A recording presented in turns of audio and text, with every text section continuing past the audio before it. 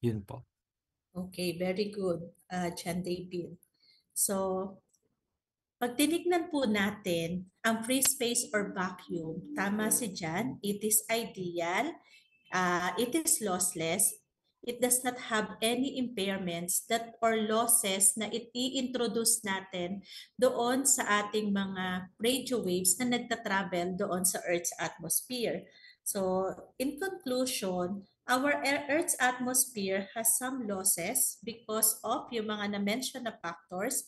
It has moisture, it has precipitations mula sa rain, and any other particles that will degrade the velocity of the signal when it is compared to the vacuum.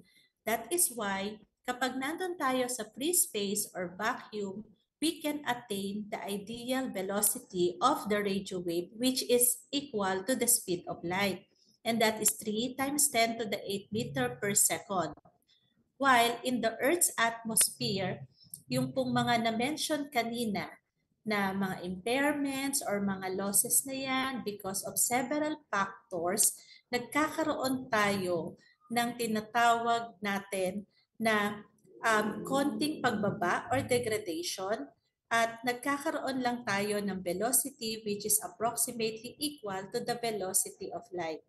Later on our equation, makikita natin na we will still use yung velocity equation na ginamit po natin doon sa transmission line, wherein the velocity of the radio wave in Earth's atmosphere is equal to the velocity of light divided by, imbis na square root of dielectric constant, we will now use the relative permittivity.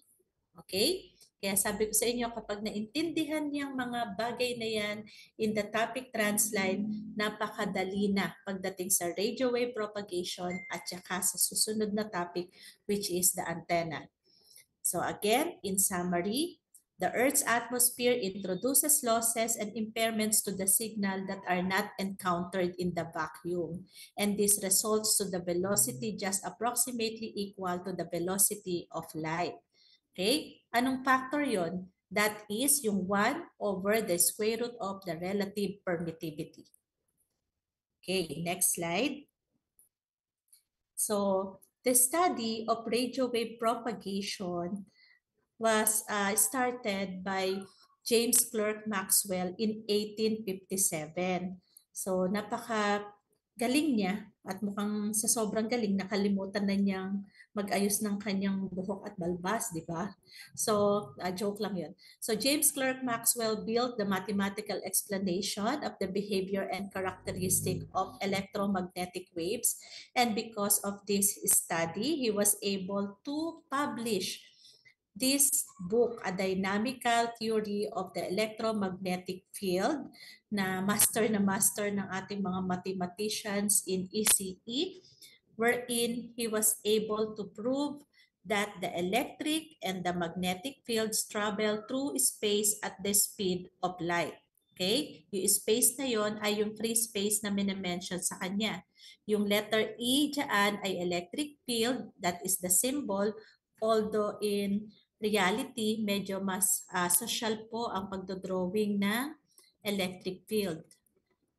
Okay, sandali lang. Nalilito ako ngayon ayon dito sa aking Zoom. Okay, so ang electric field, pag dinrawing natin ang kanyang symbol, ito siya, at ang magnetic field, ayan siya. Maarte kasi nasa space na. Okay, and then letter B, the unification of light and electrical phenomena was proven in this study, and then it led to the prediction of the existence of radio waves. So nagkaroon po siya ng laboratory experiment para i-prove itong ating mga radio waves na ito. At yung radio waves na yan ay may dalawang bahagi, the electric field and the magnetic field. Then from there on, yung mga pinakitang equation doon sa shinare sa inyo na lecture dito ay na-derive na rin po ni James Clerk Maxwell. So his book has 7 parts. So it has introductory, electromagnetic induction discussion, general equations of the electromagnetic field, mechanical actions in the field, theory of condensers, electromagnetic theory of light, and calculation of the coefficients of electromagnetic induction, which is siya ring basis ng inyong subject na electromagnetics po. Okay, so thanks to James Clerk Maxwell. So yung sinasabi ko sa inyo na laboratory experiment niya happened in 1886. So naglagay na po siya ng realization nitong mga nabuo niyang theory noong 1865 mula sa kanyang libro para ipakita na yung mga na-form niyang theory ay kayang mag-prove na indeed pwedeng mag-exist ito sa isang setup at siyang magiging batayan nung pagre-relate ng radio wave doon sa light waves. So ano yung itsura ng setup niya?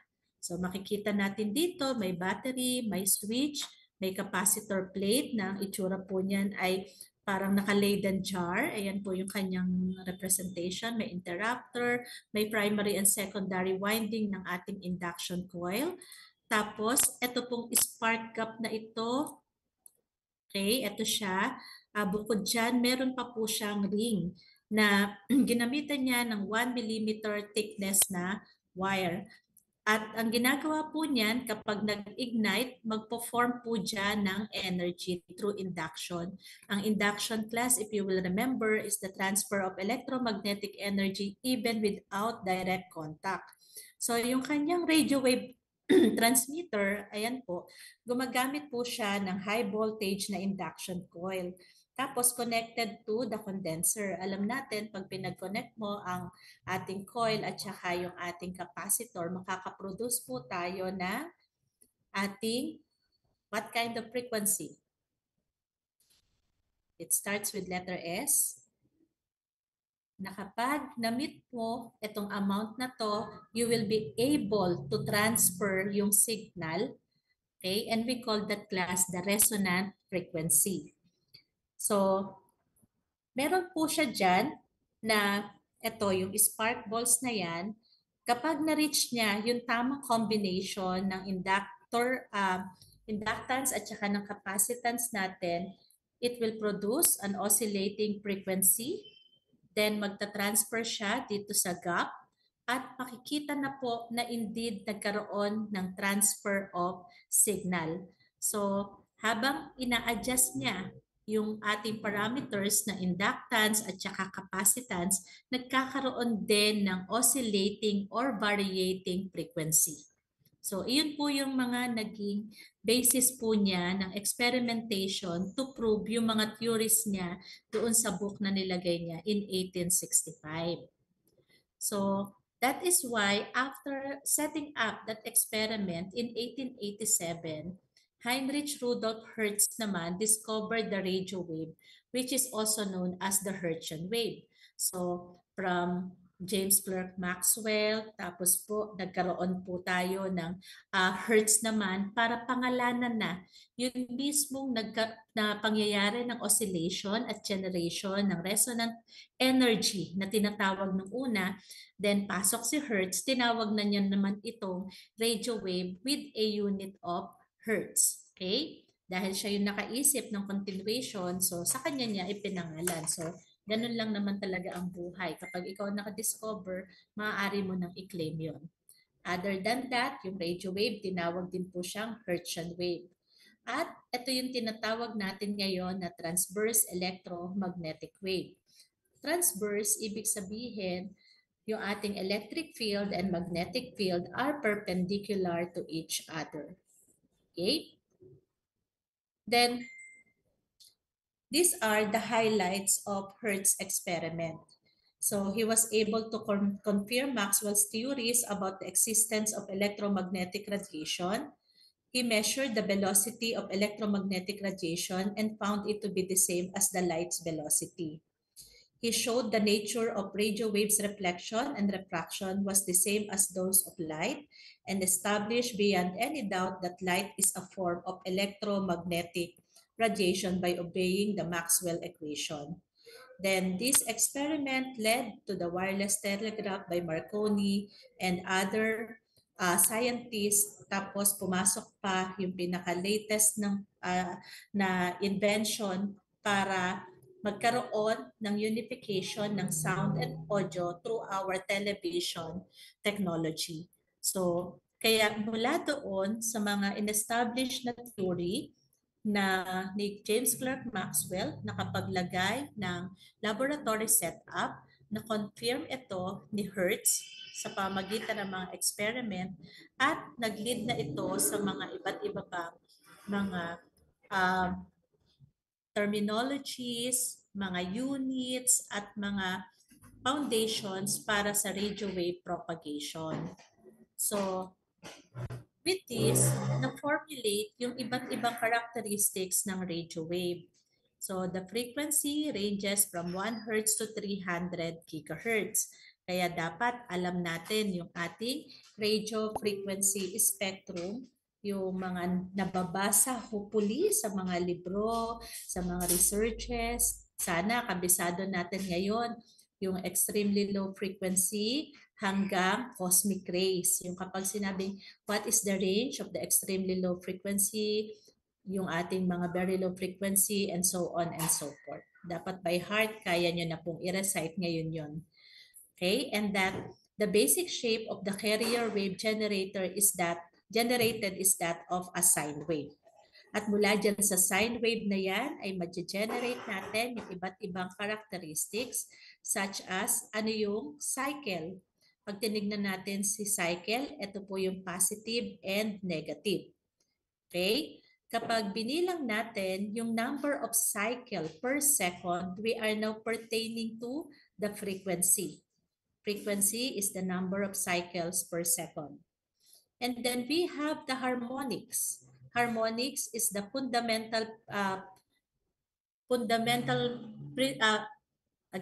harmonic frequency is the fundamentals of our basic frequency. Halimbawa, what is the second harmonic of 1 kilohertz? Okay, so that is 2 kilohertz. Minumultiply nyo lang yung fundamental frequency into its multiple. Okay, and then halimbawa, if you have a basic frequency of 10 kilohertz, what is the third harmonics? So 10 kilohertz times 3, 30 kilohertz. Ganun lamang po. Okay, and then period. The period is equal to, okay, 1 divided by our frequency. Okay, so reverse lang po sila. And then we have the wavelength. So pag tinignan natin, okay, katulad nito, minimeasure niya yung ating wavelength. Okay, so bibilangin mo from start, okay, to end, gaano kahaba yung pinaka-signal natin.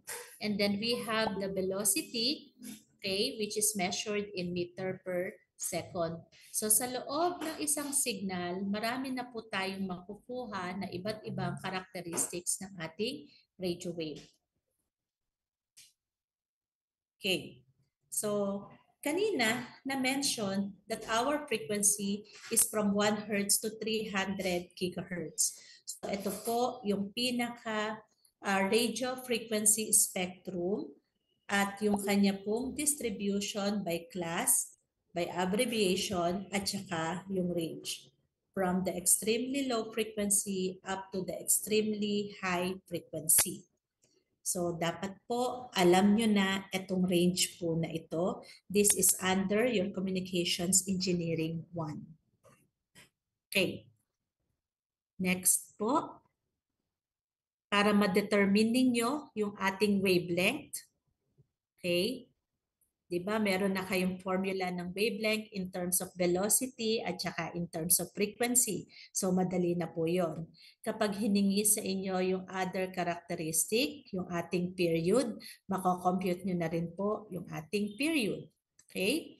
So, kumbaga, pag binigyan lamang kayo ng isang part ng characteristic dito, kaya na rin po dapat makuha yung iba-iba pa niyang characteristics. So, iyon yung isang skill na dapat ay matutunan dito sa radio frequencies. Okay. Also, yung other characteristics na na-generate mula dun sa experiment is that the radio wave can pass through any good dielectric. At yung pinaka propagation niya or velocity depends on the type of dielectric. Kaya pag binalikan natin, velocity is equal to the velocity of light divided by the square root of dielectric constant. So gamit na gamit pa rin dito yung equation po na yon. Then, for good conductors, our radio wave can be reflected. Sayang nga lang po, kung meron lamang tayong face-to-face class ngayon, this discussion should have been delivered using an actual laboratory experiment. The equipment, kasi ipapakita sa inyo kung paano nangyayari yung passing through a good dielectric, reflecting sa good conductor, pati itong pagre-refract as it pass from one medium to another, at yung pag-diffract as it hits an edge. So ito yung mga nabasa ninyo sa mga susunod na slide na properties of a radio wave. It can be reflected, refracted, diffracted, and it can be transferred on a line of sight basis. Ito po yun. Okay? So nangyayari po ang onward transmission kapag or line of sight propagation if we have a good dielectric. Kapag po conductors naman po yung dadaanan ng ating radio wave, maaari po siyang mag-reflect. At nabasa po natin yung reflection, may iba-iba pa siyang klase. Okay? Then, kapag dumaan yung signal mo from one medium to another, katulad ng halimbawa, you are looking at a signal from air to glass o kaya for other medium, parang nagbe-bend yung signal. Kaya nga may topic na angle of reflection and angle of refraction. Okay, then also, kapag tumama sa edge yung ating signal, tumama sa mga kanto, sa mga bundok, sa mga puno, and so on, maaaring ma-scatter yung ating signal. Okay? So, also, yung ating radio wave propagation, no physical motion of the medium is required during propagation. It can travel as is lamang po yung ating mga medium. Kaya niya itong ma-penetrate, kaya niyang mag-bounce, kaya po niyang mag-bend, okay? Or kaya po niyang mag-scatter. Okay, so kaya pag tinitingnan po natin, itong mga characteristics po na ito, yung lahat po ng iyan may kaakibat na materials na pwedeng ma-encounter ng ating material. Okay? So, another characteristic, yun pong ating radio wave, it has an electric field and magnetic field that has definite ratio known as the characteristic impedance. So, pag in-analyze po natin, pare-pareho lamang naman po yung mga parameters natin kapag gumagamit tayo ng basic electricity o yung sa metallic cable at saka itong sa ating radio wave propagation. For example, okay, yung atin pong voltage doon sa ating transline ay equal sa electric field. Yun pong ating current sa ating transline ay equal sa magnetic field. Yung ating pong resistance ay equal sa ating impedance. At sa metallic current natin, metallic cable, meron din po tayong impedance. Yung power natin dito sa ating transmission line ay power density pagdating dito sa radio wave propagation. Okay? So, ganun na ganun din naman po, kaya hindi natin siya ikalilito na ang dami na namang formula, ang dami na namang equation, and so on and so forth. And then, ano nga ba yung formula ng ating dito sa metallic? Diba sabi natin, V voltage is equal to current times resistance. So kung ganyan po ang equation natin, so similarly dito, we also have electric field is equal to magnetic field multiplied by the impedance. Same na same din po. At kapag kinuha natin yung ating impedance dito, di ba, we have electric field over the magnetic field. At iyon yung sinasabi dito, it has a definite ratio known as the characteristic impedance. So same na same po. Yung relationship ng magnetic field natin at saka ng electric field ay they are transverse or perpendicular. It is the electric field that determines the polarization of our radio wave.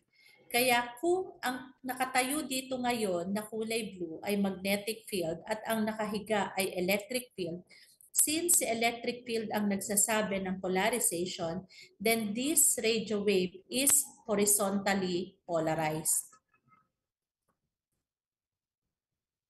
Okay? So, iyan yung polarization dahil yung electric field natin ang nakahiga. Okay? Please take note of that. Okay, I will now transfer to the next slide.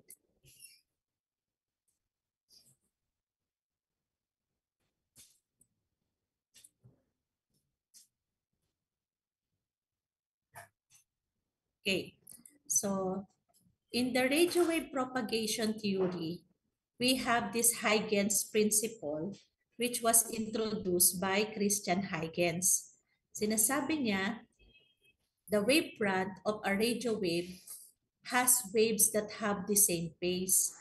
At each point on a wavefront may be regarded as a new source of secondary wavelets. Looking at the illustration of the wavefronts based on the principle of Christian Huygens, kindly relate it to your own experience with the radio waves or any technology that we have that is comparable to this principle of Huygens. Okay? Para mas madali nyo ma-appreciate.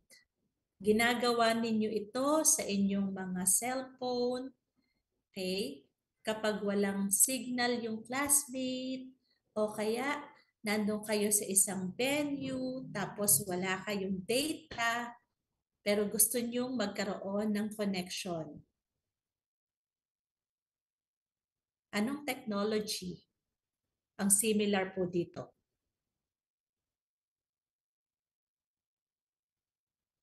Sige, pag-isipan nyo, class.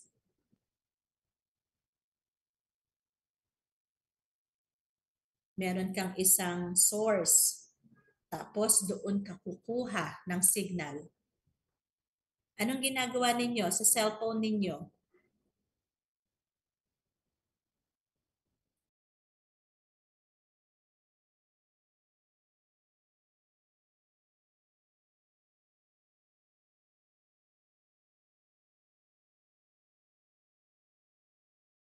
Okay, so tama si Trisha. Chinat niya ako. Sige, yung iba pa.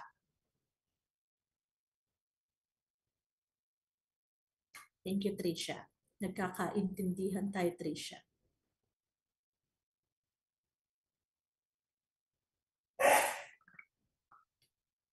Anyone?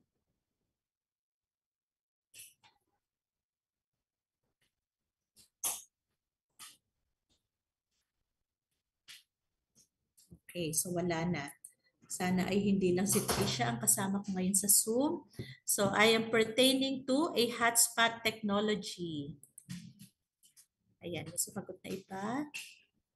Connect to Wi-Fi, hotspot. Okay, correct. Salamat. Tatlo na po tayo nagkakaintindihan. Ayan. So, yung Huygens principle, pinapaliwanag niya yung kapangyarihan ng ating radio wave na pwede siyang hati-hatiin into small size para mag-serve pa as additional signal to other. Also, kapag nirelate nyo rin po siya, para siyang yung sa ating multiplexing. Yung time division multiplexing, frequency division multiplexing, Okay? Kung saan hinahati-hati natin yung frequency para makapag-send ka ng signal in this period of time, in this frequency, at in this codes para ma-reuse mo pa yung mga parts niya at ma-share sa iba't ibang purposes. Okay? So, iyon yung pinaka-Huygens principle natin. So, pag inisip mo siya, nahati-hati, may wavefront, meron siyang wavefront 1, wavefront 2. Ibig sabihin, sinishare lamang po at hinahati yung signal. Okay, let's proceed to next slide.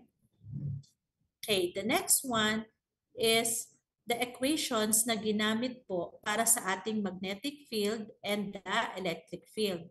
Magnetic field as H is an invisible force field that that was produced by magnets. So mathematically, it has an equation of H is equal to 1 over 2 pi d, wherein d is the distance from wire. Okay, and then meron ding equation na ginagamit. H is equal to square root of pt over 480 divided by pi d. So, saan ang galing at bakit magkalayo yung itsura ng dalawang equation? So, pag tinignan po natin, okay, later on, ang derivation ng ating impedance based on the free space and our free space permittivity and free space permeability, the impedance class of our radio wave is equal to 120 pi. Okay? Or 377 ohms. Ayan po siya. And then, kapag nirelate po natin itong ating equation para sa ating magnetic field, pwede natin gamitin yung relationship ng ating power density at saka ng ating magnetic field at saka ng ating impedance. Okay? So, mula doon sa ating equation, di ba, pag power density naman ngayon, power density is equal to relating to our magnetic field, okay? Power is equal to I square R, so square of our magnetic field multiplied by the impedance. Okay? And this power density class, kung doon sa ating metallic cable system, is simply what? In the radio wave propagation, ang measure po natin ay per area. Okay? Samantalang, itong ating magnetic field at saka electric field, minimeasure natin sila per unit length. So, kung power density siya na per area, so it will be PT over 4 pi r square or 4 pi d square. Okay? So, dito, i-equate natin siya. We have h square multiplied by 120 pi. Okay. So, mula dito, pwede mo na siya i-simplify para makuha natin yung h. Diba? Pag sinimplify siya, ang matitira sa kanya ay pt over 4 pi d square divided by 120 pi is equal to h square. Okay? I-square root mo yan both side para masimplify. So, pag sinimplify muna natin ito, we have pt over, aakyat yung 120 pi dito. So, magkakaroon tayo ng 480 pi square d square is equal to square of the magnetic field. Okay? So, simplifying, okay, tignan natin ano ang matitira. So, itong pi square, d square natin ay kaya na siyang ma-simplify dito. So, lalabas na po yung yung square root of pt over 480 na ang naka-square root natin tapos yung pi at saka yung d lalabas, tas equal na sa h. So ito na yung magiging results niyan. Okay? Kaya lang baka nalilito kayo, ma'am, bakit po 120 pi or 377 ohms? Later, ipapakita po sa inyo yung equation para sa ating characteristic impedance. Okay, next. For the electric field naman, it is described as an invisible force field produced by a difference in voltage potential. Kapag tiningnan po natin yung mga components inside our radio wave, ang mga contributing factor doon sa ating electric field ay yung charge between conductors in terms of volume divided by 4 pi times the permittivity in farad per meter times the square of the distance from wire. So, yung electric field natin will become voltage per meter. Kapag ginamitan naman natin siya ng ganitong equation in terms of power density, the simplified equation is square root of 30 pt over d. Okay? So, pag tinignan natin siya in terms of our power density, okay, di ba ang initial natin, P is equal to V squared over R. Tama po ba, class? Okay, pero our B is our electric field, kaya E squared over same. So, iyan yung ating equation. Tapos, itong power density natin is PT over 4 pi D squared, and this is equal to E squared divided by 120 pi. So, pag nilipat natin ang 120 pi, we will have 120 pi times PT over 4 pi D square. So, madidivide mo na yung 120 pi sa 4 pi, you will have 30 PT over D square. And this is equal to the square ng ating electric field. Kapag in-square root natin ang both sides, okay, so it will give us square root of 30 pt over d, okay, which is equal to our electric field. Ang maganda, class, dito sa ating radio wave propagation, okay, hindi kasing dami ng equation ng ating transmission line ang dapat na i-memorize. Promise, konti lamang po ito. And makaka-relate kayo agad sa mga equations dahil na-encounter nyo na sila previously. Yun nga lamang ang dapat tandaan dito, hindi linear yung relationship. Hindi, kung sa metallic cable, kung ang unit mo ay ampere o kaya volts, as is na yon, dito, yung ating ampere, which is the magnetic field, it has a reference to unit length. At saka yung ating electric field, okay, kung ang unit mo sa metallic ay volts, dito naman may reference ka pa rin sa ating unit length. Yung power natin before is the totality of power pagdating sa radio wave, ang reference mo ay per area. Okay, kaya dapat ingat tayo doon sa mga unit dito sa ating mga parameters of a radio wave. Sige po, kung gusto nyo i-screenshot ito, screenshot nyo na before I turn to the next slide.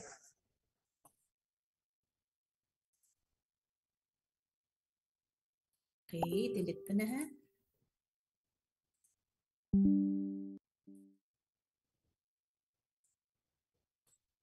Okay, for the polarization of radio wave, the polarization of the radio wave is the same as the polarization class of our antenna. Pakitandaan po yon. Kaya pag nakakita kayo ng antenna from this day onward, dapat na-visualize nyo siya at na-identify nyo agad ay vertically polarized yung antenna, circularly polarized siya, and so on and so forth. So polarization of the radio wave is determined by the direction of the electric field of the wave with respect to the Earth. Na-mention ko ito sa inyo kanina nung pinakita ko na ito electric field na kulay pula ay nakahiga, tapos naka-perpendicular yung kulay blue na siyang magnetic field, kaya ang polarization niya ay horizontally polarized. Okay? So, pero may mga factors class na pwedeng makaapekto sa polarization ng ating radio wave. Okay? So, ano-ano yung mga factors na yon? Una, yung surroundings niya talaga. Yung mga hills, yung mga buildings, yung mga towers, yung mga atmospheric conditions na pwedeng mag-alter doon sa behavior ng ating radio waves. Na kanina mula sa pagiging horizontally polarized dahil nagkaroon siya ng reflection doon sa mga patak ng ulan ay biglang naging vertically polarized. Kung saan yung receiving antenna niya, based on the principle of reciprocity, must have the same polarization with the transmitting antenna. Nagkakaroon ng cancellation of signal, kaya wala kayong nare-receive kasi na-lost in space yung ating information. So, iyon yung pinaka-epekto sa atin ng polarization ng radio wave, kung kaya nga kapag may bagyo, may ulan, ay medyo mahirap ang transfer of information because yung pinaka-characteristic ng radio signal natin is being altered by this atmospheric condition. Okay, so tingnan natin yung tinatawag na polarization of radio waves. So first, we have the linear polarization wherein the electric field which determines the polarization has unvarying direction. Ibig sabihin, all throughout the propagation with an ideal parameters in the environment, our electric field is consistently either in horizontal, kung siya ay horizontally polarized, or in vertical polarization kung yung field mo ay vertically polarized. Okay? Kaya in a vertically polarized wave, ito yung makikita mo. Sa electric field, ayan po, nakatayo, tapos perpendicular sa kanya si magnetic field natin. So, ibig sabihin po, yung antenna natin that transmits this vertically polarized signal must be tuned to a vertically receiving antenna rin po. So, dapat same na same yung polarization nila. Kung kaya, may tinanong na sa board exam, a transmitting antenna is transmitting a vertically transmitting antenna is received by a horizontally polarized antenna. Tas ang tanong doon, if the electric field strength at the transmitting station is 10 microvolt per meter, what is the received electric field strength? Okay, so ang nakalagay doon ay naka 10 microvolt per meter din, o kaya naka 5, o kaya naka 0. So class, if the polarization of the receiving antenna is not the same with the transmitting antenna, there will be no received electric signal or electric field strength. So the answer is 0. Okay? Maka-cancel po yun kasi wala siyang marireceive dahil iba ang polarization. Okay, dito sa ilalim, we have a horizontally polarized wave. So the antenna is horizontally polarized as well. Kung kaya ang electric field natin, ito yung nakahiga at si magnetic field yung nakatayo po. So ganyan yung itsura ng mga linearly polarized signal or radio waves. At ito, yung some simple applications po. Itong nasa taas ay Yagi-Uda antenna. No. This is not a Yagi-Uda antenna. Wait lang, nakalimutan ko yung term. Ito ang Yagi-Uda antenna po natin. Itong nasa ilalim. Ayun, this is the logarithmic periodic antenna or simply log periodic antenna. Okay, itong ilalim ay Yagi-Uda antenna. Then itong nasa right side ay ang ating folded dipole antenna. Logarithmic periodic antenna. Dali may nag-chat. Okay. Ano daw spelling? Wait lang, susulat ko. This is the log periodic antenna. This one naman ay si Yagi-Uda antenna. At ito naman ay si folded dipole antenna. Okay. So, itong log periodic antenna class, meron tayo niyan sa laboratory. Itong Yagi-Uda, meron din po tayo, gawa ng mga students. Folded dipole, meron. At saka yung basic na dipole lamang, yung isang part nito. So, kung makikita po natin, base sa structure ni log periodic antenna, sa ganitong orientation niya, siya po ay naka-horizontally polarized. So, ibig sabihin, ito po yung ating electric field at si magnetic field ay naka-perpendicular sa kanya. Logarithmic kasi yung spacing po nito at saka yung length ng mga conductors po natin o yung mga main bar ay logarithmically designed. So tuturuan ko kayo kung paano ito dinedesign at kino-compute for a certain frequency range. Okay? Si Yagi-Uda antenna dito sa kanyang pagkaka-illustrate, siya po ay naka-vertically polarized. Ganon din po si folded dipole. So, etong mga dipole antenna na yan, ang equivalent po na hindi folded or basic ay itong center ng Yagi-Uda antenna. So, ito yung pinaka-basic dipole kung saan ang length po niyan ay half wavelength kasi iyan yung pinaka-ideal length ng isang antenna. So, kapag pinold mo yan, ano yung epekto? Ini-increase niya yung radiation resistance ng ating antenna. So, ano yung effect kapag in-increase mo yung radiation resistance? Yung signal mo ay mas nagiging payat or mas nagiging steep yung pinaka-shape ng radiation pattern at tumataas po yung kanyang directive gain or yung directivity. So, sa lahat ng mga elements na yan, may mga epekto at kino-contribute sa ating antenna. Kung ito po ay ito yung ating pinaka-driven element. Okay? Ito yung ating director. Ito naman yung ating reflector. Kapag i-analyze mo ang radiation pattern ng ating dipole antenna, in reality, it is a figure 8. Ito po siya. Ganyan yung radiation pattern niyan. Tapos, kung ito ay driven element, ito ay reflector, ito ay director. So, ang ginagawa ni reflector, i-reflect back niya.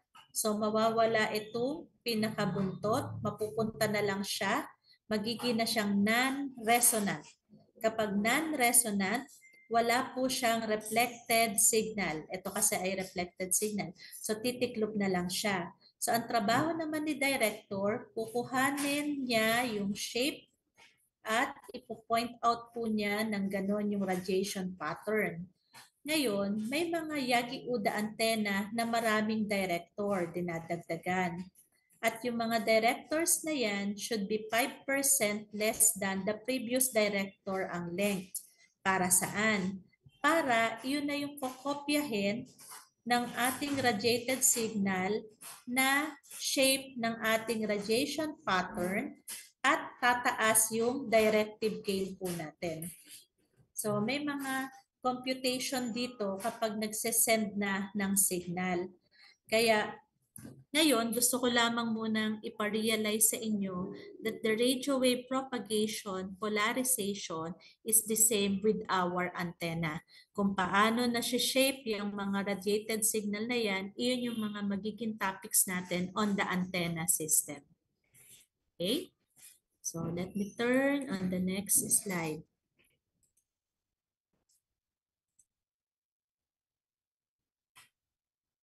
Okay, for the random or nonlinear polarization of signal, so present pa rin si electric field at saka si magnetic field. Yun nga lamang, the electric field has varying direction.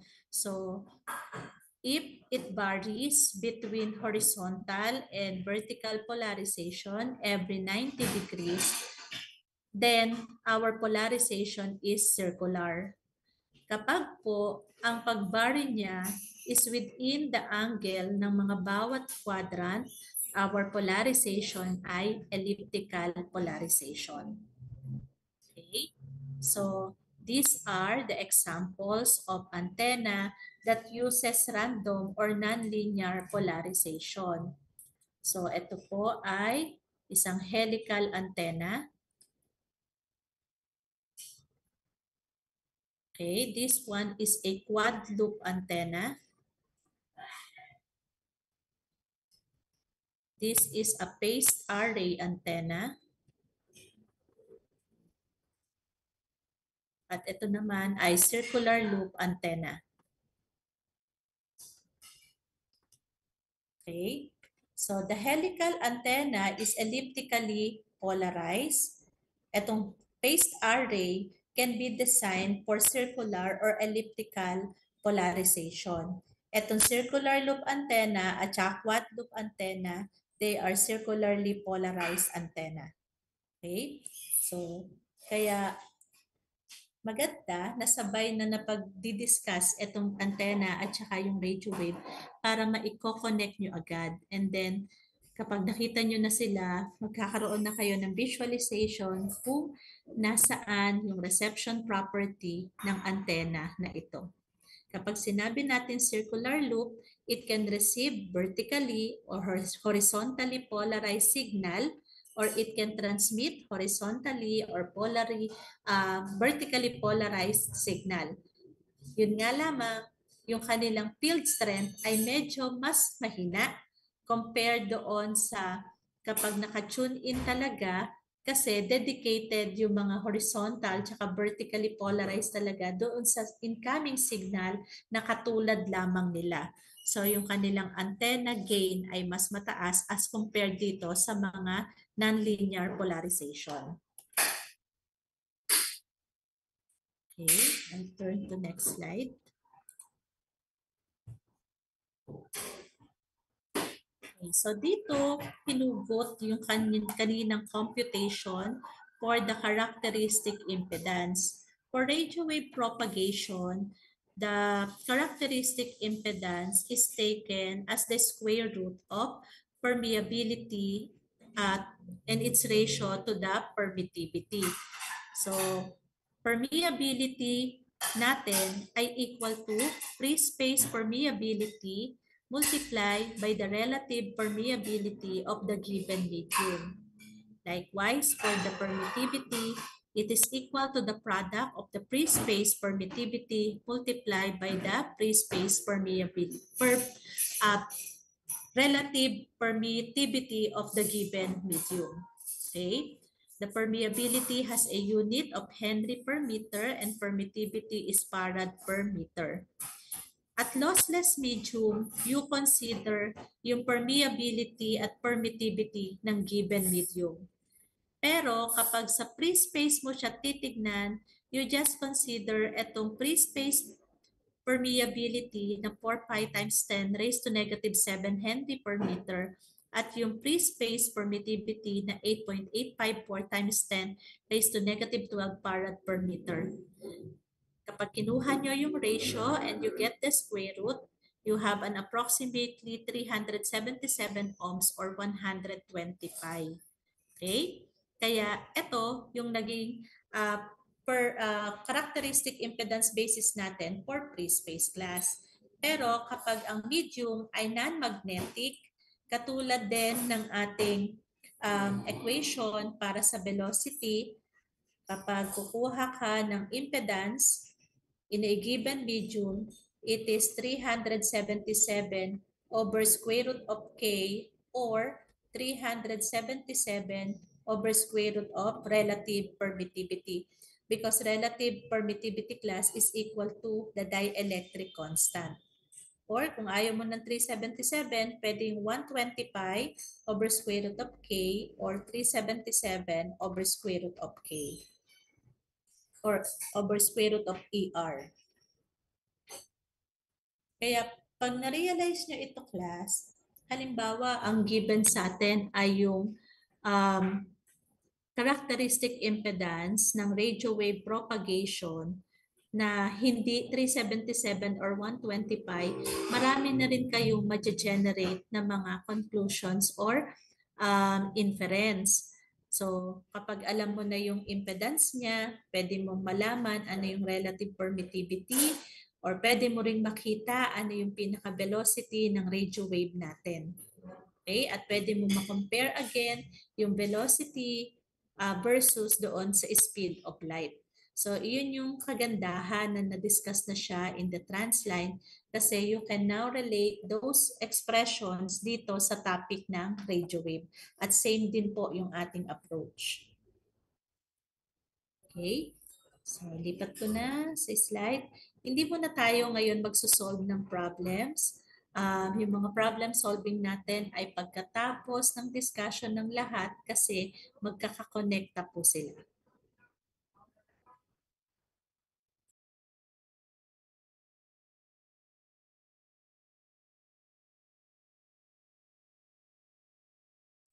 Okay. So, ito yung na-mention ko sa inyo kanina na another equation for the characteristic impedance of non-magnetic medium. So, and also additionally, okay, base dun sa discussion natin kanina, since the permittivity is equal to free space permittivity multiplied by the relative permittivity, okay, so mag-generate natin yung ER natin as permittivity divided by the free space permittivity. Okay, other equations na somehow ay alam na natin na na-mention na rin previously. So, we have this measure of signal strength, which is the power density. It is the amount of power that flows through each square meter of a surface perpendicular to the direction of travel. So, imagine ninyo na nagkakaroon tayo ng transmission mula sa space at yung mga power na nare-receive ng mga cell site, ng mga towers, ng mga receiving stations, perpendicular doon sa nagtatransmit sa space. So, iyon po yung tinatawag natin na power density. Okay? Pag tinignan natin, di ba, we all know that power is equal to the square of the voltage divided by the resistance. Kaya meron tayong power density is equal to the square of the electric field strength divided by the impedance. Again, power is equal to I square R. Kaya meron tayong square of the magnetic field times the impedance. Meron din tayong power is equal to voltage times current. Kaya here, we only have P is equal to electric field times the magnetic field. And from the definition, power density is power over area. Kaya meron tayong PT over 4 pi r square or 4 pi d square. The R and D are used interchangeably in our discussion and both pertains to the distance from the antenna. Okay. Sometimes in the problem, kapag may mga binibigay na specification, na may mention po yung mga gains ng ating antenna. So kapag binigay po yung ating gain, we use it, and dito sa equation na to, the gain must be in absolute value or hindi naka-decibel. Pakatandaan class, hindi tayo nagmumultiply ng watts tsaka decibel. Kaya kung nakadecibel na natin siya into a value na hindi naka-decibel. Okay? And then we have, kapag minultiply natin ang total power sa antenna gain, okay, what we will get is the EIRP, or the effective isotropic radiated power. Or sometimes we call it also as ERP, effective radiated power. So ano yung difference ng EIRP sa ERP? ERP pertains to the radiated power, okay, that is multiplied to a gain, and that the venue of the transmission is in Earth's atmosphere. Yung EIRP, effective isotropic radiated power, ang isotropic na tinatawag is a hypothetical antenna transmitting in free space that never experience losses or damage in the signal because the space is ideal. So, yun din po yun. Parang kinumpare mo lamang, and the isotropic antenna has a gain of 1 or 0 decibel. Kaya yung 1, kapag minultiply mo dito, ganun din naman po ang epekto. Kaya EIRP is also equal to the ERP. Baka yung ERP yung na-encounter nyo ng mga words doon sa mga previous discussion nyo in communication. Okay?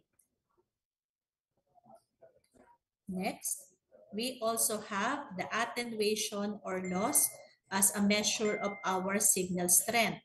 So dito, kinakailangan natin yung ating inverse square law. So in this law, it states that the power density is inversely proportional to the square of the distance from the source. So saan hinugot itong inverse square law? Kanina, sa previous slide, okay, pakita natin. Ito po, yung power density is equal to PT over 4 pi R square or D square. So dito, pag tinignan natin yung relationship PT, power density is equal to PT over 4 pi D square. So pag tinignan natin, itong power density at saka yung distance or R natin, power density is directly proportional to 1 over D square or 1 over R square. Okay? So, may encounter kayong question. Okay? For example, as the distance from the source is increased by 4 times, what happens to the power density?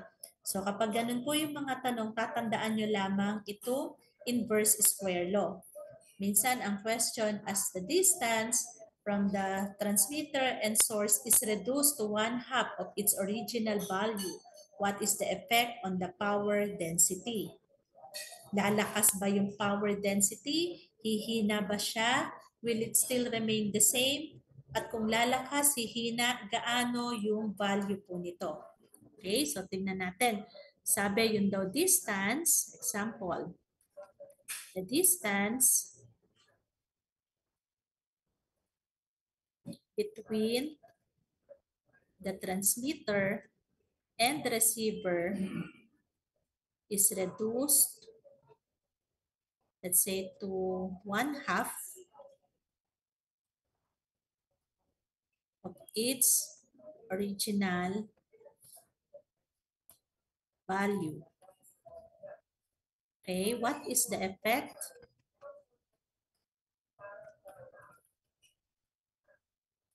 To the power density. Minsan, sasabihin what is the effect on the signal strength on areas perpendicular to the transmission of signal. Mga ganun po. Okay? So basta kung paano man siya in-state, ang lagi nyo lang babalikan ay itong power density is proportional to 1 over D square. At sinabi, ni-reduce to 1/2 of its original amount. So power density is proportional to 1 over 1/2 square. Okay? So ang answer po dito ang mangyayari, power density is proportional to 1 over 1/4 or simplifying, mangyayari, magiging 4 times as great. So the power density will be increased by 4 times. Ganun po ang magiging epekto ng ating pagre-reduce ng distance ng ating signal. So ito yung mga isang consideration po ng ating mga transmission unit or let's say service provider sa paglalagay po ng kanilang mga cell sites, mga antenna, kaya ng mga repeater station para ma-ensure na makaka-receive ng magandang signal yung kanilang mga subscriber or stakeholders. Aside from the polarization ng antenna, aside from the placement ng antenna sa matataas na bundok, sa hills, okay, tinitignan din nila yung line of sight, yung Fresnel zone, at saka yung distance. Pero dahil ito ay business, kinakailangan tignan din nila kung reasonable bang gastusan na ilapit ng ilapit yung mga cell site sa bawat isa o yung kanilang mga transmitting station at receiving station. Kaya ini-introduce lang muna rito yung mga concepts and science, anong nangyayari sa mga signal, which is the basis in designing for the higher level communication, which is microwave communication, broadcasting communication, at iba pang applications. Okay? Sige po, paki-screenshot na po. At basta definitely ang concept nito, kapag nilapit mo po yung ating distance between transmitter and receiver, lalakas yung signal. Yung power density na nare-receive over a certain area perpendicular to the propagation of signal ay mag-i-increase. Kapag nilayuan mo po yung distance between transmitter and receiver, yung power density on the given area will be lessened. Okay? By how much, gagamitin nyo na itong relationship that power density is proportional to 1 over d square. Okay, sige po, paki-screenshot na, then I'll turn na to the next slide.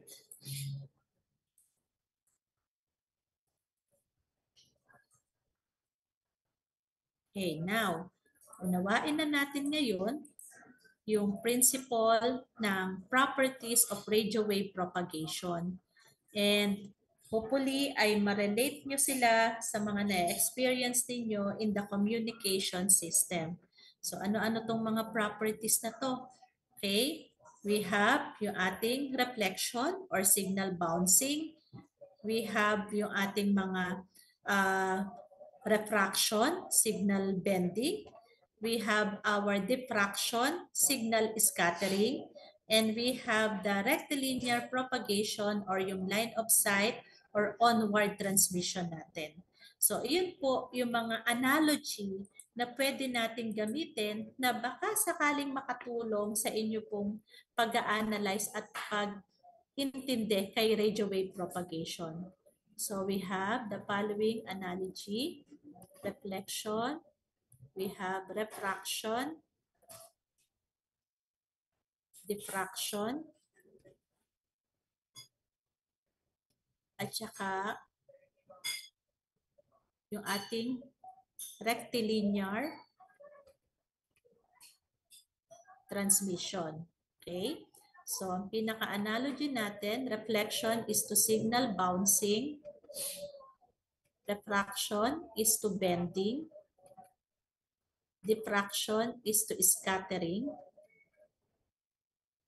and rectilinear is onward or straight through transmission. Okay? Yan po yung tatandaan natin na iba't ibang properties ng ating radio wave propagation. Ngayon, iisa-isahin na natin sila and mabilis lamang ito dahil na-illustrate naman yung mga example sa notes na sinend ko sa inyo.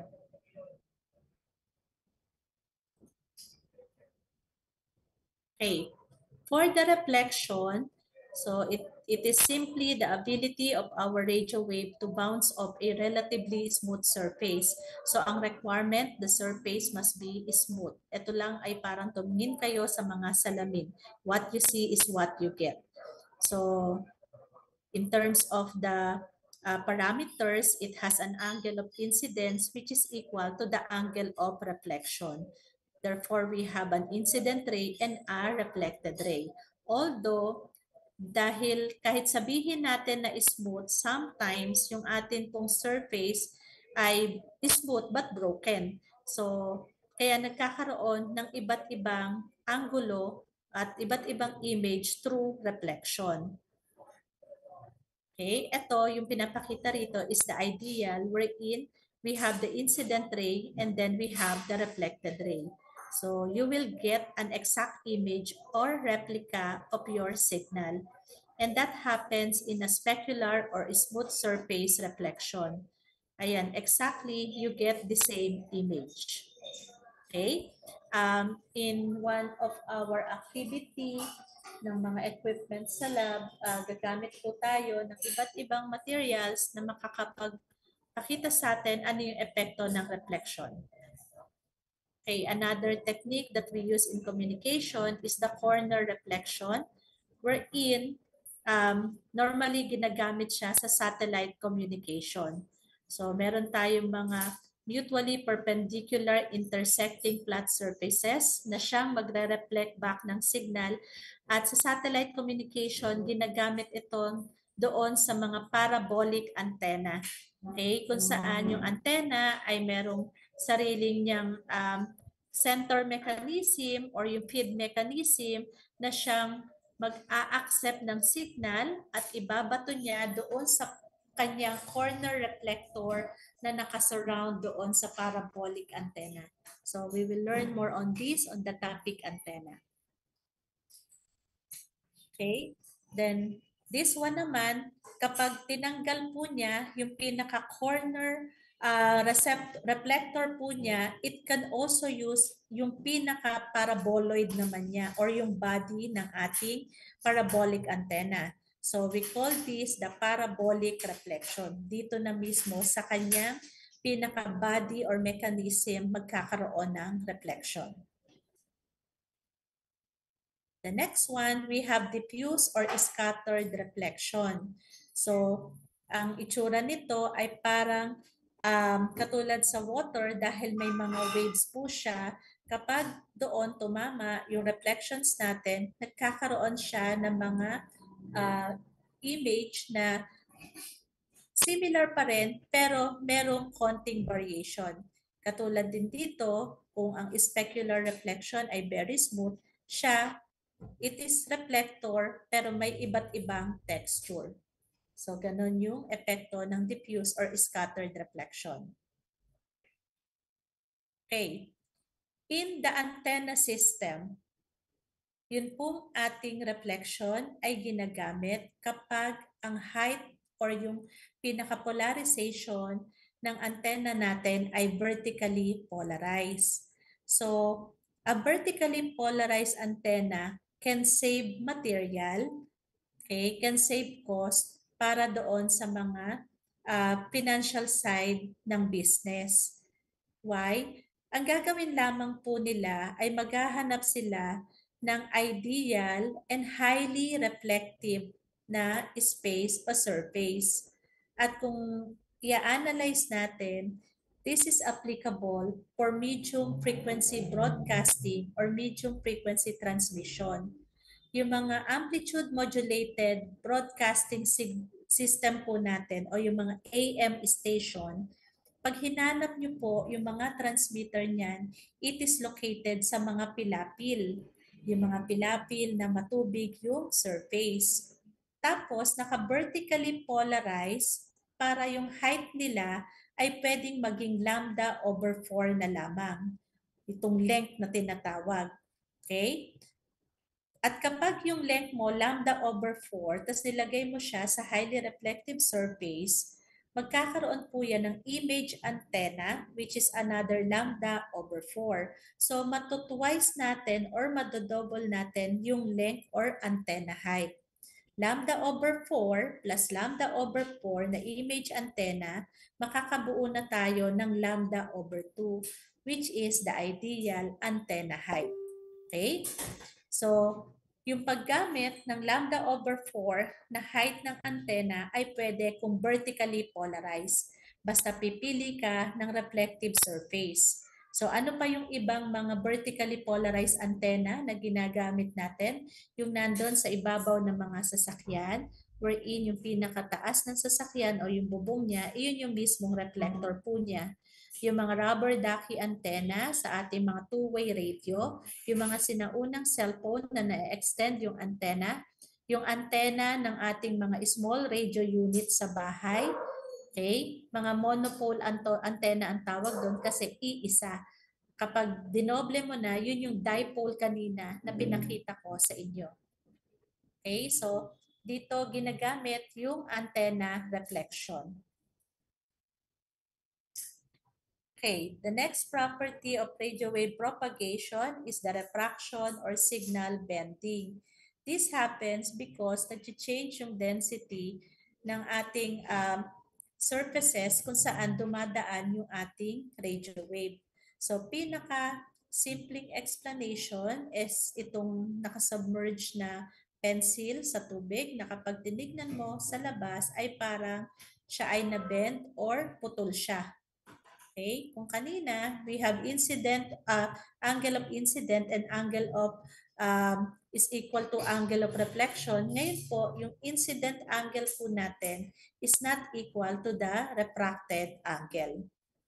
Okay? At ang pinapalo po natin dito ay itong Snell's law po natin, wherein we have N1 sin theta 1 is equal to N2 sin theta 2. Kung saan yung theta 1 natin is the angle of incidence and theta 2 angle of refraction. And the ends po natin dito are the indices of refraction of the first medium and the second medium. Okay? Kapag ang given sa atin ay mga permeability and permittivity, you can get yung N by taking the square root of the product of the permeability and the permittivity. Okay? So, iyan po yung ating Snell's law. Tapos, yung Snell's law po natin ay na-simplify into, okay, natanggal po yung mga mu o yung mga relative permeability natin because approximately this relative permeability of any material is approximately equal to 1. Kung kaya po, yung ating index of refraction can be reduced to the square root of relative permittivity. Okay? And this is now our Snell's law equation. Sin theta 1 over sin theta 2 is equal to square root of relative permittivity 2 over relative permittivity 1. So yung mga formula na to class, ilagay nyo na po uli sa mga index card ninyo para kapag tayo ay nag-problem solving na on our next meeting ay madali nyo na pong puntahan yung mga equations. Okay? Yung third property natin is the diffraction or the ability of the electromagnetic wave to bend when partially obstructed by an edge. Okay? Ito yung mga nagtatransmit ka, tapos tumama po, let's say sa puno, tumama sa hill, o kaya merong obstruction na building, o kaya kung sa loob ng bahay ninyo ay meron kayong pinaka-centralized na source ng Wi-Fi po ninyo, tapos nagtataka ka bakit dun sa dulong room ay ang hina, pero dun sa second room nyo ay ang lakas, ang second room mo ay kahoy yung divider, pero ang third room mo ay nakakonkreto. So, yun po yung factors affecting our diffraction o yung signal scattering po natin. So, yung absorption capacity ng mga materials na ginagamit natin between each room affects yung quality ng signal.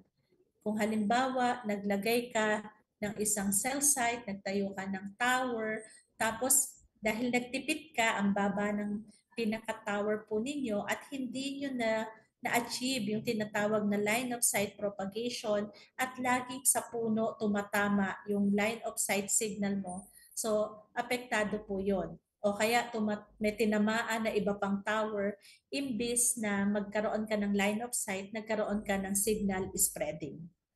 Okay? Kaya mula ngayon, kapag may mga sumagot sa'yo na hindi mo na-receive yung message ko, ganun ganito, pwede mo nang i-analyze or kaya i-reason out, ay baka nagkaroon ng diffraction, nagkaroon ng signal scattering, and so on and so forth. Okay? So, another term for the diffraction is yung mga knife edge effect. Especially kapag po talagang mga tall structures o kaya mga pointed yung mga tinatamaan ng ating radio wave that may cause parang nagkaroon ng scattering or realignment of signal towards other direction. Okay, so that is because of diffraction. In one of our activity class, I will group you, tapos bibigyan ko kayo ng mga communication system. Ipapa-identify ko sa inyo ano yung property ng radio wave propagation na ginagamit to communicate this information. Ay, identify nyo, ay, ito reflection, ito refraction, ito diffraction, ito naka-line of sight.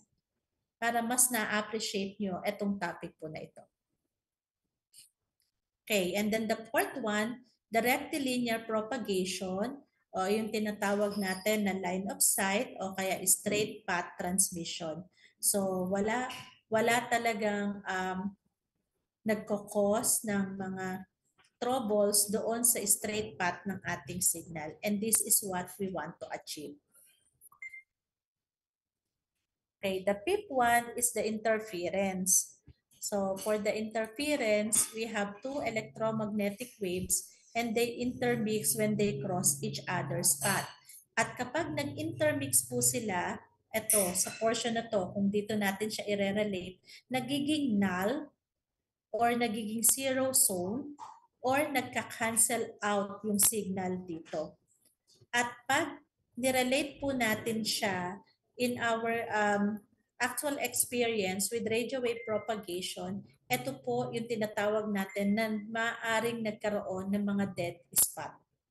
Dahil meron two close towers or two close cell sites na nagko-cover sa'yo at nagka-cancel out yung signal dito sa ating skip zone or dead spot na tinatawag. So, ayan po sila. Zero energy lines, okay? Or tinatawag na energy battle. Okay? Iba-ibang term kapag binigyan mo ng terminology yung portion of the area wherein nag-interfere yung dalawang radio or electromagnetic waves. Okay? So, iyon yung ating 5 properties of radio waves. So, we have interference, rectilinear propagation, we have reflection, refraction, and diffraction. Okay. So, yung 5 yon ay niyo-utilize sa iba't ibang terrestrial propagation of waves. Meron doon ay applicable kapag tinatransfer mo na yung radio wave, okay, via sky, via space, via ground wave, at meron din po tayong later na tinatawag na mga minor propagation of waves, kung saan yung mga iba't ibang portion ng signal at ng environment natin ang ginagamit to make the signal possible to be transferred over a farther end o kaya doon sa back end ng portion ng ating receiver. Okay? So, isa-isahin natin itong ating terrestrial propagation of waves. Okay. Una, para malaman kung alin sa 3 primary propagation of waves yung gagamitin, katulad sa pagpili ng ating balance and unbalanced line, ang determining factor pa rin natin ay frequency. Okay? Kaya napakahalaga po talaga na alam at nauunawaan natin yung ating radio frequency spectrum. Okay. So, kapag yung electromagnetic wave natin ay ibinato na natin mula sa antenna class, yung portion ng radiated energy nito pwede siyang mag-appear o kaya mag-travel near the surface, on the surface of the earth, o kaya yung ibang part nito ay pwedeng ma-lost in space kapag hindi tama yung frequency na ginagamit natin for each type of propagation. So, tatlo yung propagation natin, the ground wave propagation, the skywave propagation, and the space wave propagation. So, the ground wave is for frequency up to 3 megahertz. Kaya kung babalikan natin yung ating radio frequency spectrum, alin ba yung sakop nito? Okay? Yung bang AM broadcasting ay sakop, yung bang ating FM ay sakop, yung bang TV broadcasting ay sakop, tas ano pa yung hanggang dito sa frequency na to. Kaya yun yung paghandaan natin na ma-identify nyo ano-ano yung mga communication technology or electronics technology na pasok sa frequency po na ito. Okay? Search nyo lang naman yan eh. Technology that uses up to 3 megahertz. Ganun siya. For the skywave propagation, we have 3 to 30 megahertz and space wave propagation above 30 megahertz. Okay, tingnan natin ang characteristics ng bawat propagation. Ayan. We have here the ground wave or surface wave propagation, another term po sa kanya. Since ground wave po siya, kung makikita natin, we have here the radio tower as the transmitter and the home as the receiving unit. Okay? So basically, kapag ground wave propagation or surface wave, of course, it follows yung Earth's surface. Kaya nga surface wave propagation. Okay? At na-mention kanina, it is used for frequency less than 3 megahertz. Tapos, so pag inisip natin, ano yung mga frequency na pasok dito sa 3 megahertz? So nandun class, mula dun sa spectrum kanina, papasok po dyan yung mga very low frequency, and medium frequency bands. So yun na isa-search mo, titignan mo, ano yung mga frequencies nito? Pasok ba siya sa BLF, sa LF, at saka sa medium frequency? So kapag ganon, ground wave propagation agad yon. Okay? At kapag ground wave propagation, katulad ng na-mention ko kanina, the antenna must be vertically polarized. Ito po yung na-mention ko sa inyo na nasa ibabaw ng bubong at kumukuha po siya ng reflection mula dyan sa body ng car na yan. Okay, this is the monopole. Kukuha rin yan ng reflection sa ground. And this is a vertically polarized tower. So class, makikita ninyo yung tower, it is painted orange and white. Ito yung, I think na-mention ko na sa inyo ito, kapag yung tower ay less than 150 feet, ang tawag sa kanya ay mast. Kapag siya po ay, so kapag, sulat natin, kapag yung height ay less than 150 feet, ang tawag sa kanya ay mast. At kapag ang height ay greater than or equal sa 150 feet, ang tawag na po ay tower. So, kapag 150 feet and above, it has to be properly painted and lighted. Yung paint po niya ay orange and white because orange is the standard color for communication at yung white is for clarity. Okay? So, syempre, we would like to have a communicated signal with high integrity. Kaya ginagamit yung color white. And it has a vertically polarized antenna. Dahil 150 feet yan, approximately pinapa 10 feet, 10 feet po yan or depende doon sa pagka-design.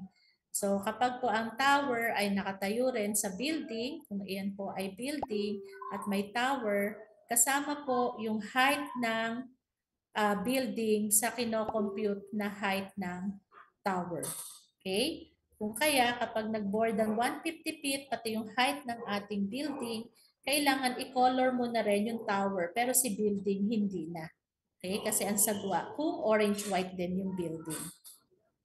Ayun po siya. So, iyan yung mga characteristic dito. So isa pang tanong, ma'am, bakit kailangan na vertically polarize yung ating antenna kapag ground wave propagation? So kasi para ma-withstand po niya yung absorption, okay, or yung pag short circuit niya doon sa conductivity ng Earth. Although, iyon yung nagiging disadvantage po ng ground wave propagation. Habang lumalayo yung distance, tumataas din yung tilting. Okay? Tilting or paghilig, okay, ng ating signal, yung vertically polarized signal, kasi nga yung mundo ay pabilog or oblate spheroid, so nagkakaroon din siya ng tilting up to the point na kapag sobrang layo na class ay nasa-short circuit na siya sa ground at naa-absorb siya ng ground. Okay? Kaya kinakailangan magaling yung pag-design at makikita hanggang saan umaabot yung required na electric field strength kasi meron pong mandatory electric field strength ang AM, FM at TV broadcasting, pati po ang microwave communication kapag naka-vertically polarized. So kapag po, for example, kung 1 microvolt per meter yung desired na electric field strength at bumaba na doon, ano yung possible solution? Magdadagdag ng relay station o kaya repeater station. So magkaiba yung function po ng dalawa na yon. So i-discuss po natin yan kapag nandun na tayo sa mga topics ng mga KBP standards for the utilization ng mga propagations. So ayun po. Next. So kung may disadvantage ng tilting, ano yung advantage ng ground wave? So, yung mga signals natin at application utilizing ground wave propagation, nakakapag-provide po sila ng reliable communication na independent sa anumang weather condition. Since yung ground yung napepenetrate at doon dinadaan yung signal, kahit maaraw yan, maulan, nakokondak yan at kaya nating mag-communicate. Kaya mapapansin ninyo kapag may bagyo or whatever, ang pinakamatatag na mga radio stations ay yung mga AM broadcasting station kasi they utilize ground wave propagation. Kung iyan po ay bumaha or iyan ay nagkaroon ng tubig sa pilapil, mas tumataas pa po yung signal nila kasi they use the conductivity of the ground to propagate the signal. Okay?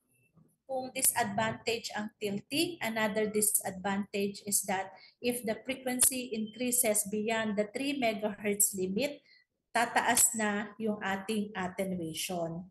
Okay? At saka, since ang gamit lang niya ay hanggang 3 MHz, meron siyang limited spectrum space as compared doon sa ating mga space wave and skywave propagation kanina. Di ba ito ay hanggang 3 MHz lang. Yung susunod ay 3 to 30 MHz. Tapos yung susunod ay 30 to 300 MHz. Comparing itong 3 MHz dun sa dalawa ay napakaliit ng kanyang spectrum space. At tandaan, kapag po nag-ground wave propagation po tayo at dahil yung size ng antenna niya ay dahil nire-refer natin is yung wavelength ng ating frequency. So, kinakailangan po natin ng matataas na power at malalaking antenna kapag ground wave propagation. Okay, so ibig sabihin, high cost on the end of our developers nitong technology na magde-deploy ng ground wave propagation. So, applicable po siya sa ating mga broadcasting system na nagpa-function hanggang 3 MHz. So, also, bukod po dito, ang isa pa niyang kino-consider ay yung ating mga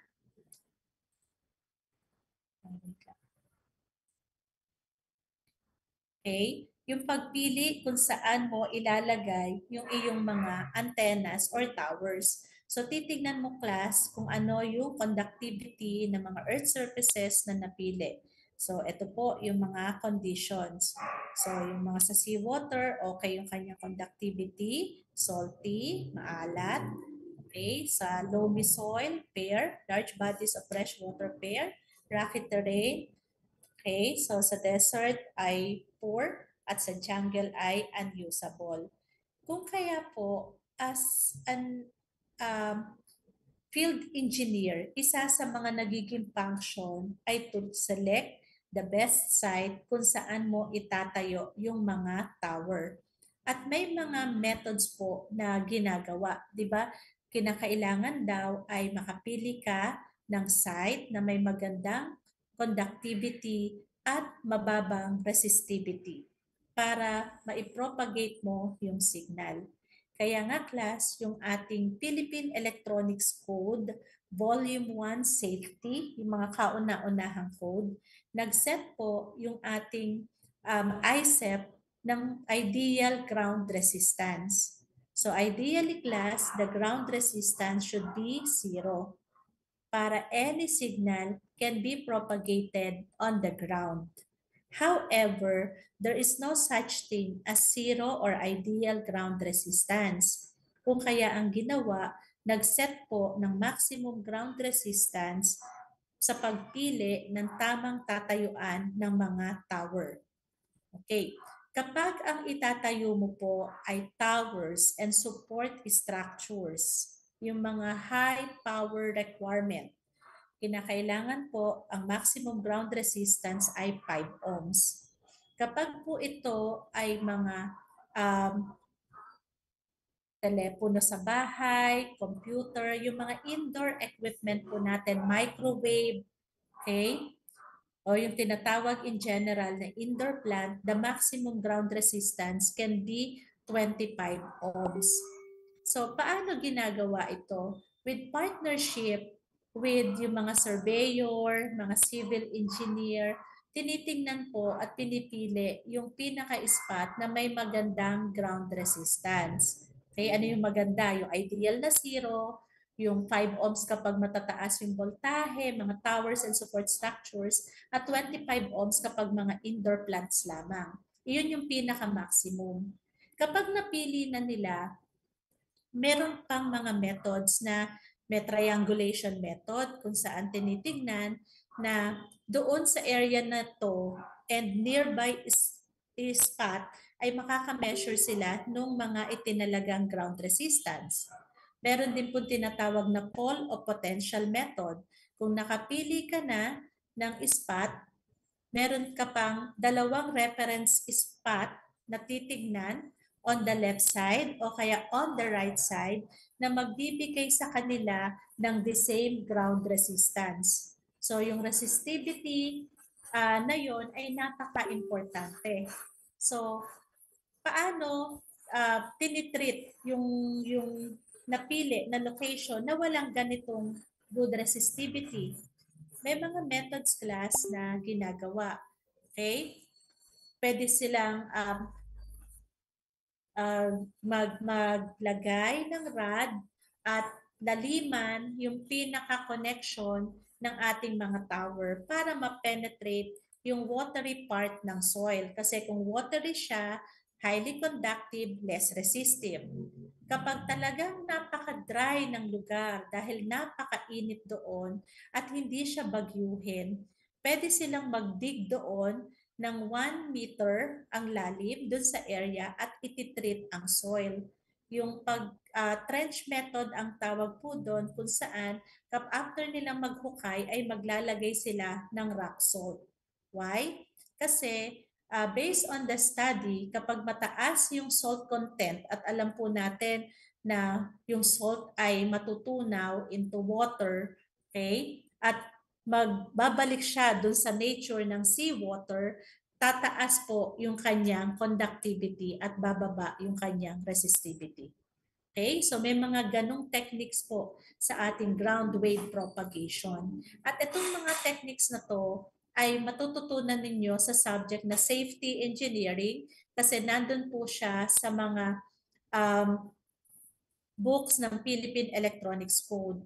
Yung ECE Laws, Contracts, Ethics, and Safety Engineering ay subject nyo po sa inyong fourth year level. Okay. Yung second po natin na terrestrial propagation of wave ay yung line of sight, tinatawag din space wave propagation, tropospheric propagation, direct wave propagation, or simply itong nakikita natin, the LOS or the line of sight. Okay? So, magastos itong part na ito kasi you have to select a point or a place that will provide you yung direct connection nila, either island o kaya ayan, talagang diretsong-diretso at hindi tatama doon sa highest obstruction. Ito yung tinatawag natin microwave communication. When we had this nung college days ko, way back 1999, baka hindi pa kayo buhay, this is the time that I had 2 straight week na naka-overnight dahil ginagawa namin yung point-to-point design. We have to go to the National Mapping and Research Institute in Quiapo at meron din po din ito sa Taguig. At bumibili kami ng mapa kasi hindi pa uso yung mga software available ngayon for the point-to-point design. I hope na yung prop ninyo on the next higher communication subject will teach you how to do the point-to-point design kasi doon namin siya inaral. Okay? So ito yung, ang napunta sa akin noon is yung 2 lugar in Batangas at doon sa actual map, topographical map, ay kinakailangan makuha ko yung actual distance at nag-search pa kami sa NTC kung ano yung equipment at ano yung frequency available. At parang talagang pinaranas sa amin na ikaw ay magma-manual design kasi hindi pa nga nun uso yung mga high-end computers and softwares po natin. And then, ako ay may 2 site. Halimbawa, ito yung 2 point sa Batangas at i-connect ko pa sa isang point.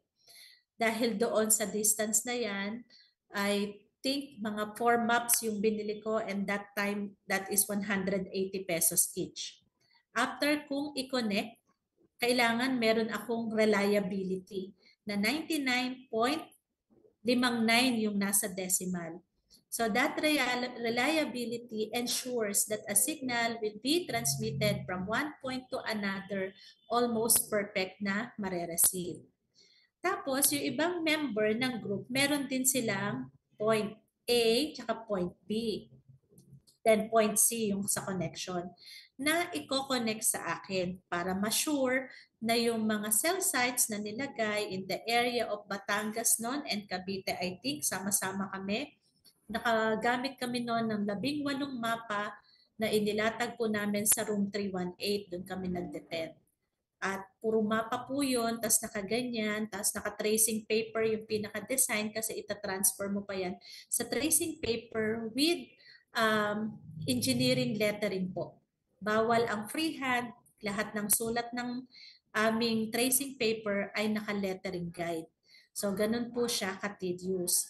So, dito sa ilalim, kung makikita natin sa line of sight, may mataas na bahagi, kaya ina-adjust yung height ng antenna. Dito po sa ikatlong image ay merong matataas na obstruction na kinakailangan yung line of sight mo ay hindi tatama sa highest obstruction. Ito pong mga ellipse po dyan, Fresnel zone po ang tawag dyan. Fresnel, yung isang spelling niya. Yung iba po ay F-E-R-Z-N-E-L. Fresnel zone ang basa. Okay. Yung Fresnel zone, iyon yung clearance mo mula doon sa upper and lower. Ang importante is itong lower. So may computation po yung ellipse po na yan. Kaya tayo nag-aaral ng mga ellipse at shapes sa mga may mga equation. At dito, ang ipinakita lamang ay first Fresnel zone. Pero in reality, kapag nagko-compute, 3 po dapat na clearances kasi vertical clearance ang Fresnel zone. 3 vertical clearance yan. Ano yung pinaka-lowest vertical clearance, second to the lowest, at saka yung pinaka-malapit sa line of sight. Okay? So, yun yung mga itsura kapag nagla-line of sight propagation. So, basically, ginagamit natin ito for frequencies higher than 30 megahertz. So, pag binalikan uli natin yung spectrum, ano-ano tong frequency na to, papasok po doon yung ating high frequency, very high frequency, at yung ating mga ultra high frequency. And then, as you can observe him, yung communication between 2 points is limited by the curvature of the Earth. Ayan po. Kaya dapat tama yung mga placement ng ating antenna tower. So, kaya po in the subject na, di ko alam kung meron na kayong gano'n, pero parang naibalik na, yung field trips and seminars, ang pinupuntahan po talaga ng batch dati is yung Mount Santo Tomas in Baguio City. Why? Kasi sa Mount Santo Tomas po, nandoon ang radar ng Pag-asa, nandoon ang mga cell sites ng mga TV and radio station in Baguio. At madaling-madaling ma-relate ng mga nagdi-discuss doon na mga nakabantay sa mga cell sites, yung mga topics in communication subject. Okay? At makikita kung paano nila inia-adjust yung mga height ng antenna. So, another important information here sa line of sight, yung kapag mas mataas yung antenna natin, mas okay siya kasi mas ma-achieve mo yung reliable and line of sight information. Pero it also means cost. Kaya ang mga nagiging disadvantage or problem dito is how to achieve yung line of sight kapag merong mga highly reflectorized surfaces in between, kapag itong mga puno na yan, itong mga bundok na yan ay magkakos ng diffraction o kaya mga multipath distortion ng signal kasi iba-iba yung kanilang height, tapos tumama-tama yung mga signals diyan sa mga matataas na yan. Kaya with this frequency range na up to above 30 megahertz, so ginagamit natin itong mga line of sight commonly for radar, mga satellite communication natin, at saka yung mga mobile communication system. Okay, and ideally, ito yung pinakasimpleng computation kapag tinitignan po natin yung radio horizon. Yung radio horizon class or D, ayan po, depende yan kung feet, kung kilometer or miles yung pinaka-final answer mo, depende sa kung anong equation yung gagamitin mo. So, the radio horizon is the maximum distance covered by the transmitted signal. And it depends on the height of the transmitting antenna and the height of the receiving antenna. So, in kilometers na radio horizon, okay, ang gagamitin nating equation na idadagdag nyo sa inyong index card ay square root of 17ht plus square root of 17hr. ht is the height of the transmitting antenna and hr is the height of the receiving antenna. Kaya kailangan kapag ito yung ginamit nyo, naka-meters yung height and automatic yung radio horizon or maximum distance natin will be in kilometer. Okay, kapag naman po square root of 2ht plus square root of 2hr, yung mga height ng transmitting and receiving antenna ay naka-fit naman. Okay? At yung radio horizon mo will be in miles. Ganon yung magiging computation ng ating line of sight dito. Okay? Next slide. Okay. Wait lang class ha. I-check ko lang yung message sa cellphone at kanina pa tumutunog.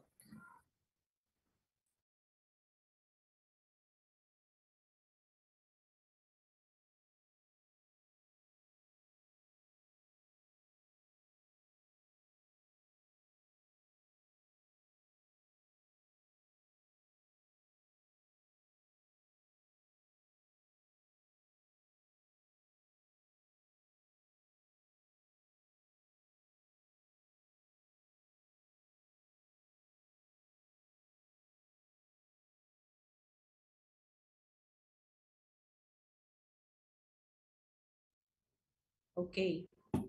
So, eto class, yung pinaka-summary page ng, ay, okay.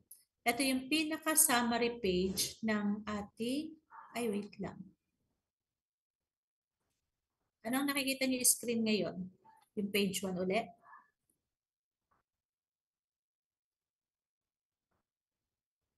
Hello. Opo, ma'am. Yes po. Sige. Okay, this is the summary page na kapag nag-design kayo for microwave communication para may idea lamang kayo. At ang tawag dito ay microwave path data sheet. Take a look.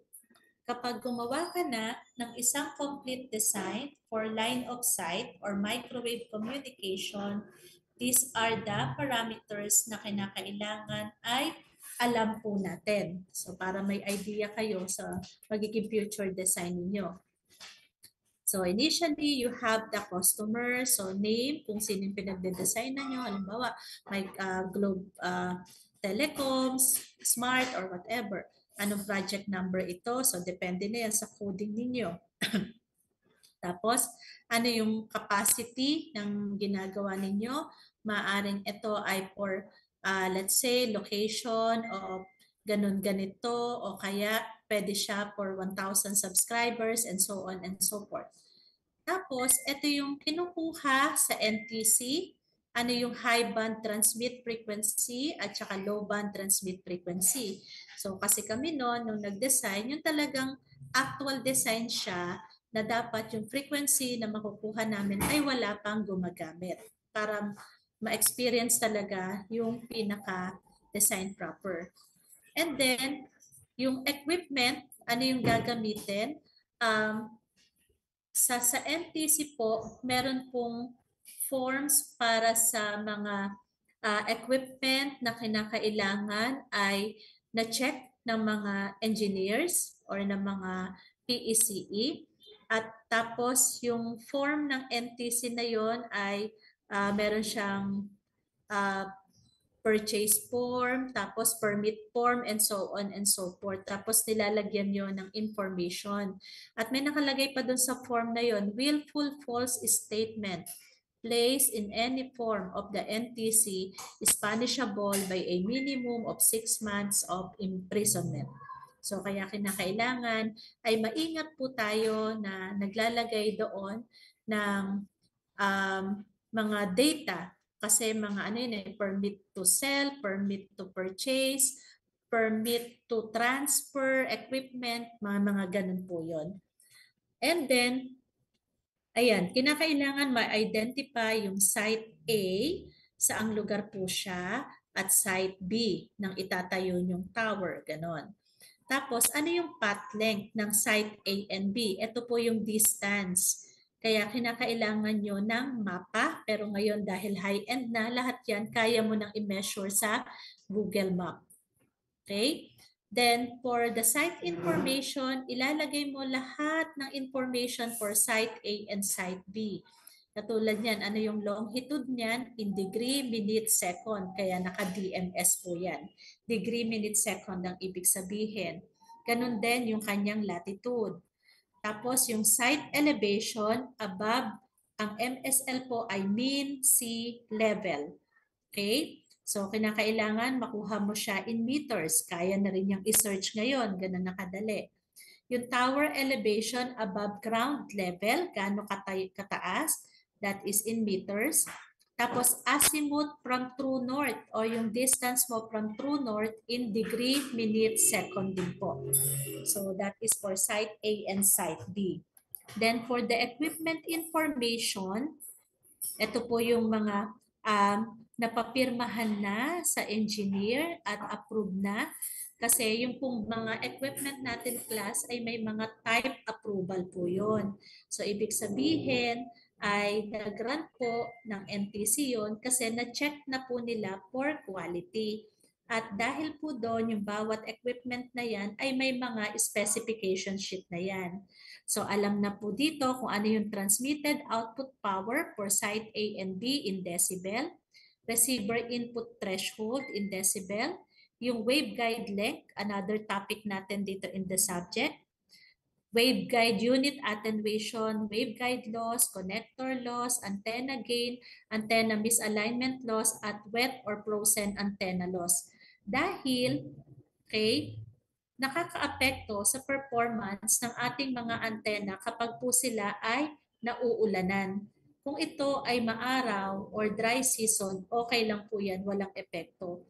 Pero yun pong wet o kaya yung frozen, pero sa atin din natin na-experience yung frozen, pero sa Baguio, na-experience po nila. Okay, alam natin na minsan nagyayelo po doon. Okay, so may epekto po yung mga loss na yan. And then kapag na-establish mo na yung site A and site B, titignan mo na ano yung nasa dadaanan ng signal. Papasok na rito yung iba't ibang mga path losses. So we have the free space loss at tingnan nyo class yung diffraction loss kung ilang klase po siya na dapat ay ma-identify. Kanina, pinakita ko sa inyo kanina yung knife edge, yung tumama sa kanto ng mataas na structure. Pwede pa po siyang single knife edge, pwede siyang single isolated obstruction, multiple knife edge, line of sight rough terrain, tree and building clutter, lateral over tree and building, building attenuation, at building multipath loss. Bukod pa po doon, yung oxygen absorption loss, water vapor loss, at saka rain attenuation. So napakaraming mga kino-consider doon sa ating path losses. Pero on the end of the topic ng radio wave propagation, makikita nyo na meron talagang computation ng path loss. Okay? Pero basic lang yon on the equipment side at saka doon sa ating mga actual sites, meron pa po siyang iba't ibang ganyang losses.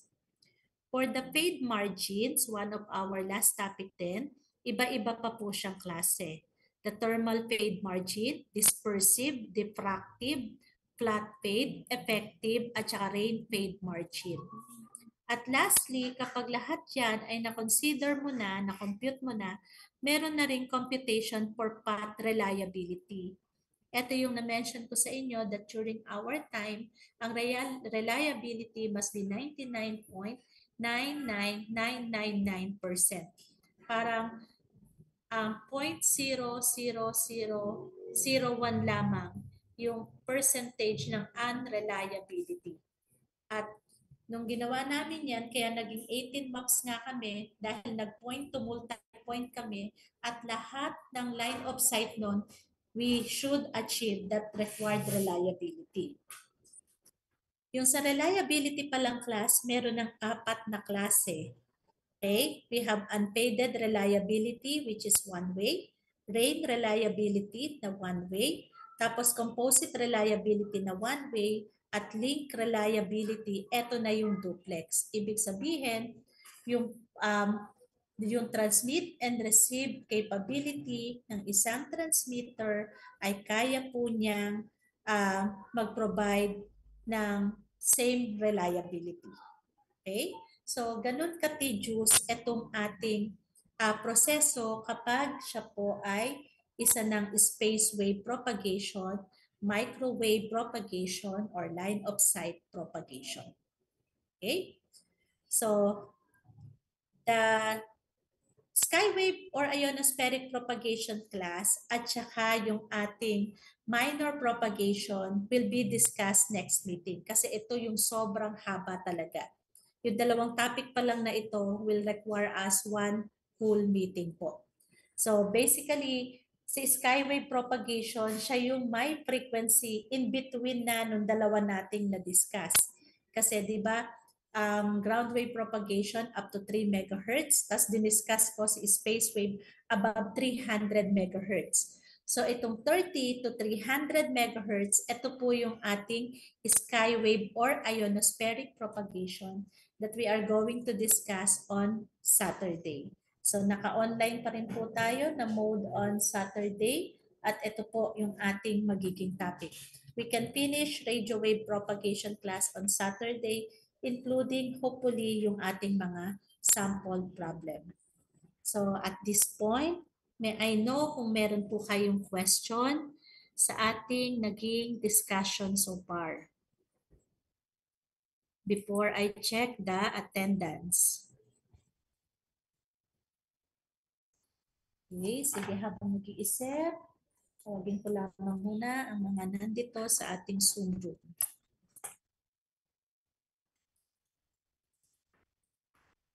Okay, hindi na ako mag-open ng phone camera, napaka-haggard ng itsura ko dahil kaya sabi ko 5:30 ay umuwi ako ng bahay nang nagmamadali.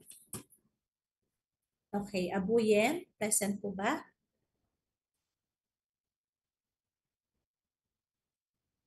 Present po, ma'am.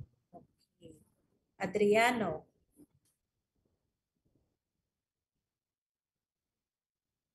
Aliana. Absent.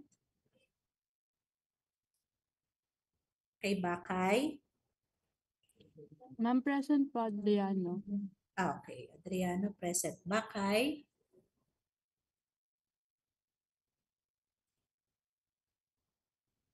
Wala po ba?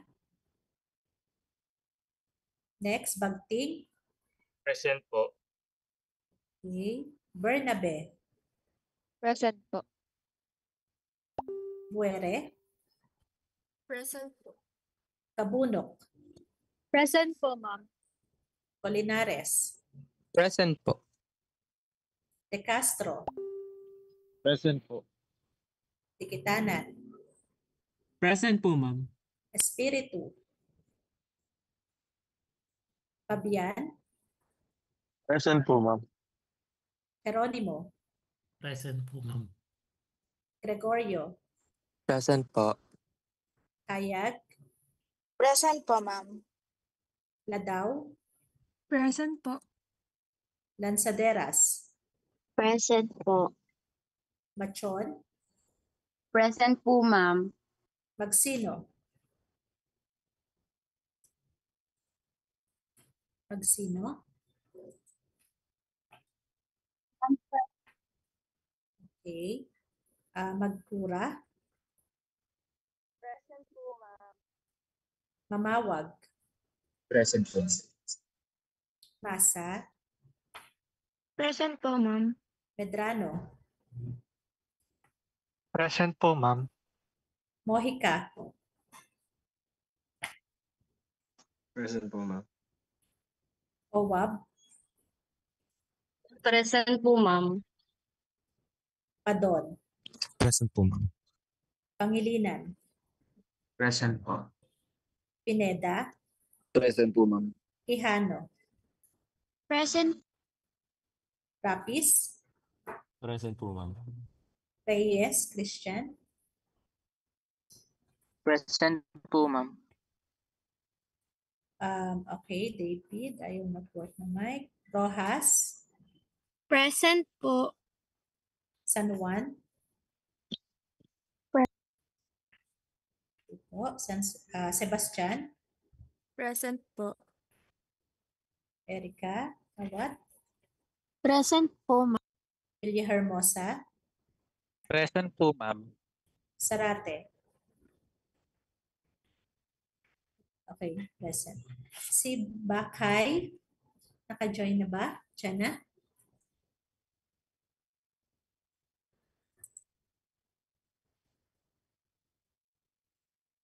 Sino si July? Si Miss Bakay ang wala ko kasi we are 39 naman tayo. 38 kayo sa list. Margaret, Sebastian. Okay po, Sebastian. Noted Ma'am. ko. Yes po. Si Bakay po, nagloloko po yung data niya po, pero naka-join po siya. Okay, sige. Thank you. O ayun. May question po ba tungkol sa discussion? Okay, mukhang wala. Tahimik kayo lahat. Sige, on Saturday, we are going to finish our discussion with the radio wave propagation. And sana wala nang magwewelga next Monday para makapag face-to-face na po tayo muli. Okay, so You may now take your dinner and magpahinga na kayo.